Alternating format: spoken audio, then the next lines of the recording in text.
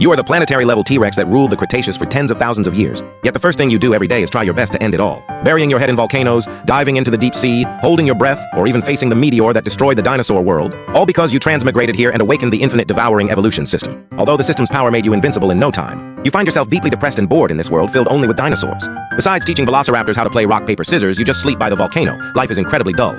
But just as you were contemplating a restart today, a mysterious rift appeared in the sky. To your surprise, a silver spaceship emerged from the rift and slowly landed. Then a person in silver gray armor stepped out, a real living human. Your heart, silent for millennia, began to race as the man activated his shoulder camera and took a deep breath of the Cretaceous air. Hello everyone, my fans, it's your old friend Chen Rui, host of Explorer 1. Today is the greatest day in human history. Our time travel project is a success. I am currently standing in the Cretaceous period 65 million years ago.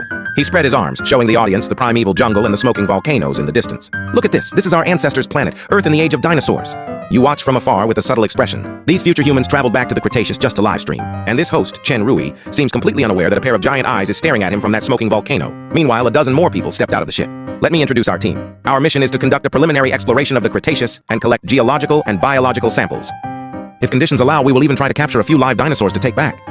Then a technician activated a device projecting a massive topographic map into the air. According to our scans, this area has frequent geological activity with many volcanoes and geothermal resources. Chen Rui pointed to a long black mark on the map. Look here.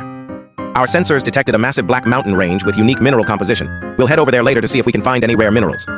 You look down slightly, isn't that just your own tail? You are currently sleeping by the volcano, with your tail stretching for kilometers to the east. You stand 800 meters tall, so it's no wonder these people mistook your tail for a mountain range. You can't help but chuckle. Forget it, don't disturb them yet. It's been a while since you had some fun, so you might as well enjoy it. The advance team set off quickly, with Chen Rui leading the way, carrying his streaming gear and followed by 5 soldiers in power armor. 2 groups of researchers followed behind, and as he walked, he showed the viewers the various Cretaceous plants and trees.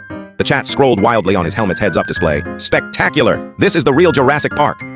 Be careful, streamer. Don't get eaten by a T-Rex. The dense flood of comments made Chen Rui grin from ear to ear. Don't worry, guys. Our armor can withstand attacks from most prehistoric creatures. Plus, we're equipped with the latest laser weapons, so we can easily handle even a T-Rex. The team hiked for about half an hour until a massive black ridge appeared before them, covered in black, scale-like patterns stretching from south to north. Chen Rui was stunned by the sight. Guys, are you seeing this? The texture on this ridge is too uniform. This definitely isn't a natural geological formation. He jogged over to the ridge and reached out to touch it. The sensation startled him. It was very hot, and it didn't feel like rock at all. It felt more like... He frowned, leaving the thought unspoken. He turned to the geologist behind him. Dr. Lee, what do you make of this? The thick-spectacled geologist hurried over and scanned the ridge with a handheld device. Very strange. He frowned, looking at the data. The rock layers are too orderly, and the internal temperature is far higher than normal rock. My assessment is that this might be related to nearby volcanic activity. Does that mean there's an active volcano nearby? Highly likely, Dr. Lee said, pointing along the ridge. If we follow this geological belt, we should be able to find the crater. And based on the surface temperature distribution, that volcano is likely still active. This is incredible. Chen Rui turned to the camera and shouted, "Did you hear that, guys? There might be an active volcano ahead." A chance to observe a prehistoric active volcano this close is a once-in-a-lifetime opportunity.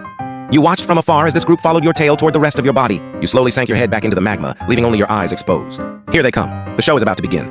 The advance team followed your tail for a long time. The further they went, the higher and wider the mountain became, until they had to crane their necks to see the top. The ground vibrations became increasingly distinct and rhythmic, much like a heartbeat. A young technician in the group was the first to notice. "Chen, do you feel the ground shaking?" Chen Rui stopped. "It is shaking, and it's very rhythmic." He frowned. He looked back at Dr. Lee, who was crouching on the ground, checking the surface with his instruments again. He stood up with a serious expression. "This doesn't feel like an earthquake from tectonic movement. It feels more like a heartbeat."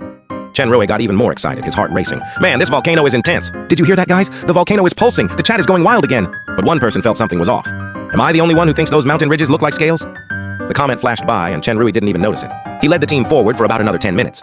The shape of the mountain range began to change, with the main ridge splitting into several massive branches ahead. Each branch was dozens of meters thick, with its tip buried deep into the ground. Chen Rui marveled at the structure, clicking his tongue in wonder. "Look, the mountain range splits up ahead, and each branch digs into the earth. This geological formation is unheard of." Dr. Lee's expression grew increasingly grave.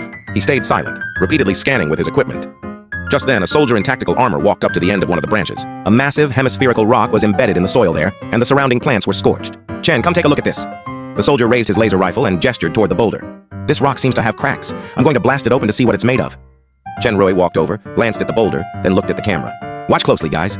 This must be a rare volcanic rock sample. Our soldier is about to collect it with a laser. Go ahead." The soldier adjusted the laser's power output and pulled the trigger at the boulder's surface.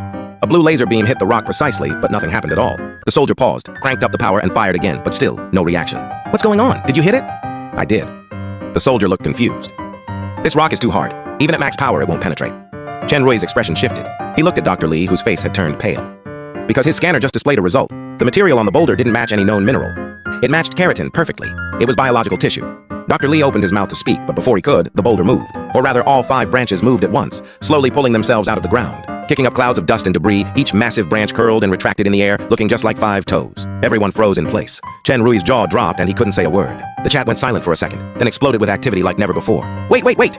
That's not a mountain and that's not volcanic rock. They've been walking on some creature's foot the whole time. The ground shakes violently. The entire Black Mountain range is shifting. It's you moving your tail. Those 5 ley line branches are actually your toes, and you're feeling ticklish. That laser blast hit your toes twice, and you couldn't help but twitch from the tickle, just a slight movement. The ground for hundreds of meters shatters, and massive trees are uprooted like blades of grass. The entire Vanguard team is sent flying, their armor's stabilization systems working overtime to keep them from being smashed to pieces. Genray struggles in midair for seconds before steadying himself, his live camera still rolling, faithfully recording everything unfolding before him. The scene captured on camera leaves billions of viewers worldwide completely speechless. Amidst the rising dust and smoke, a black silhouette, vast beyond comprehension, is slowly rising. First to come into view is a foot, a giant foot spanning the entire plain. Then the leg, thick and massive like a black pillar connecting heaven and earth. Every step feels like an earthquake. Your body blots out the sky.